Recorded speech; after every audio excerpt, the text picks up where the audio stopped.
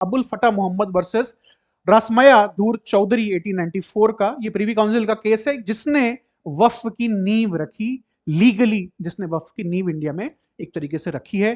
तो इसमें हुआ ये कि अबुल फता जो Mohammad the person created a wakf alal aulad, और उसने अपनी प्रॉपर्टी जो है वक्फ को दे दी, लेकिन मैंने जैसे आपसे पहले कहा टाइटल शिफ्ट हो गया, लेकिन कुछ जो इनकम उस प्रॉपर्टी से निकल के आ रही थी वो फैमिली की तरफ की गई until the succession line survives.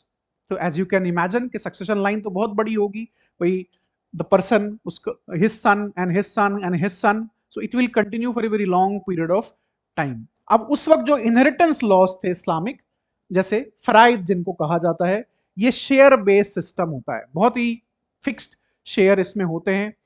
तो जो हस्बैंड है, जो व्यक्ति जिसके नाम प्रॉपर्टी है, उस अगर उसकी डेथ हो जाती है तो उसकी वाइफ को एक हिस्सा मिलेगा, एक हिस्सा उसके पेरेंट्स को मिलेगा, एक बड़ा पोर्शन जो है वो उसके लड़कों को मिलेगा, और उसका हाफ पोर्शन उसकी लड़की को मिलेगा। So this is a fix system, nothing to be negotiate, you can not negotiate that. तो 1/6 फॉर एग्जाम्पल पेरेंट्स को मिलेगा, अगर जो व्यक्ति है इसकी जान गई है, उसके अगर फादर जिंदा है, मदर जिंदा है, तो 1/6 उनको मिलेगा।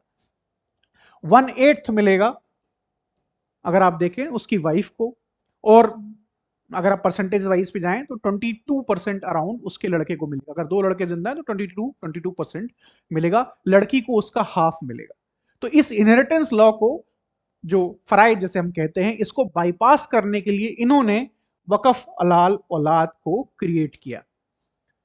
Now this case went to privy council, जिसमें प्रिवी काउंसिल ने कहा कि ये चैरिटेबल डीड के लिए नहीं बनाया गया है, जो वक्फ डीड बनाई गई है वो चैरिटेबल और पायस समझ में नहीं आती, इनहेरिटेंस लॉ को बाईपास करने के लिए यहां पे इन्होंने ये जुगाड़ किया है। तो हम इसको नहीं मानते, हम इसको नहीं जानते।